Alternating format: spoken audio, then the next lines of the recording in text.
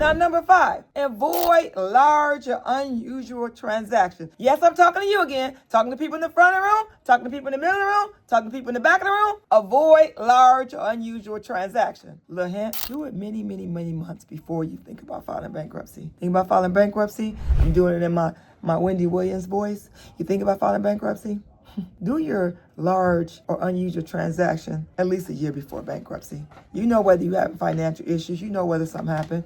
Do that 6 to 8 months before you file bankruptcy, or even a year. But do it early. Avoid large transactions. Number 5, the court closely examines recent financial activity. Do not transfer assets such as property or vehicles to friends, family for little or no money. Also avoid large or out of ordinary purchases or spending down cash or luxury items. Now, talking to you because you may have a car in your name and you say, you know what I'm going to do is I'm going to transfer it in someone else's name, someone I trust. That's what I'm going to do. I'm going to do that because that's what I want to do. Well, they want you to avoid that. You can't do that. And you're thinking about filing bankruptcy. You know, the best advice I could give you is you better do it early on. You got to plan for it. And just like you plan for bankruptcy, anybody that files chapter 7, chapter 13, they have planned for this. They know, they didn't thought about it a year or 2 years, maybe sometime or 3 years before they even did the bankruptcy. They thought it through.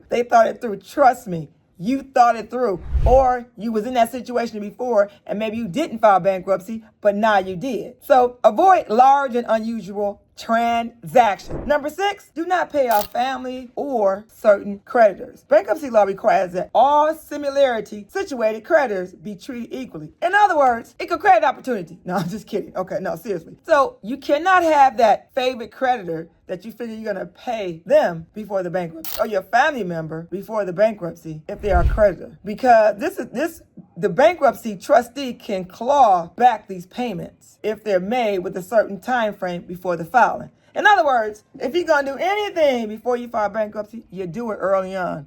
6 months before that, a year before that. You don't wait until you get in the nuts and bolts of filing bankruptcy to make these transactions. You know, I'm talking to people in the front, in the middle, and the back of the room. I'm talking to all y'all. Number 7, file your tax returns. You cannot file bankruptcy if you haven't filed your taxes.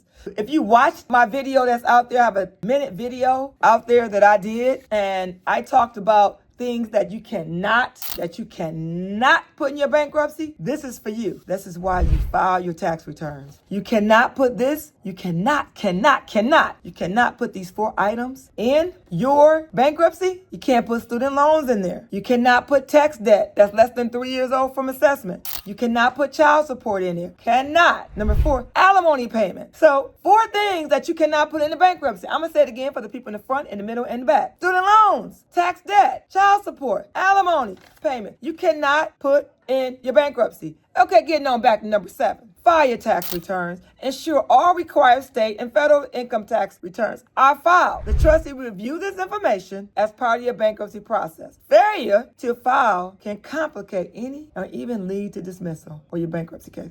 The worst thing you can do when it comes to filing bankruptcy is not have your right documents in order. Because the worst thing you can do when you file is have a dismissal. The reason the courts dismiss a bankruptcy is because it's something that someone didn't do. Whether it's something you didn't do or your bankruptcy attorney didn't do. So the kiss of death when it comes to filing bankruptcy is when your case is dismissed and you got to start all over again. You know why? You know why that's a kiss of death? Let me tell you why. Now the reason that's a kiss of death is because it's going to be on your credit report as a dismissed bankruptcy. Then you got to go on there and file again. So it's not going to be taken off your credit report because a mistake was made by someone. And it's a dismissal, and then you got to go, now you're going to file, and then you get a discharge. So have all your correct documents, have everything together when you file bankruptcy. So if you can get anything from this video, know that, number 1, know that you need to find the right bankruptcy attorney so that he can give you the right advice. Number 2, follow and listen to everything that your bankruptcy attorney tells you. Number 3, have your things in order and avoid getting your bankruptcy dismissed. Now, in the beginning of this video, I talked about getting a well-qualified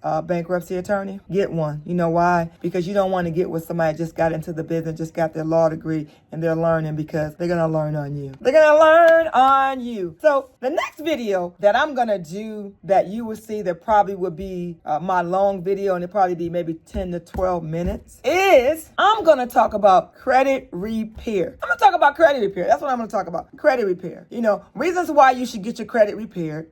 Video on things to have in order when you file bankruptcy and after bankruptcy, right? But I'm going to talk about credit repair because I am a credit repair specialist. I do work for a local company in Farmington Hills. I'm in Michigan, but we can do credit repair anywhere in the United States. But I'm going to talk about credit repair. Maybe reasons why you should follow credit repair, but just credit repair itself and why it's important to maybe do that and follow that procedure and be patient with the credit repair process. But yes, all right, I'll see you on my next video. But listen, wait.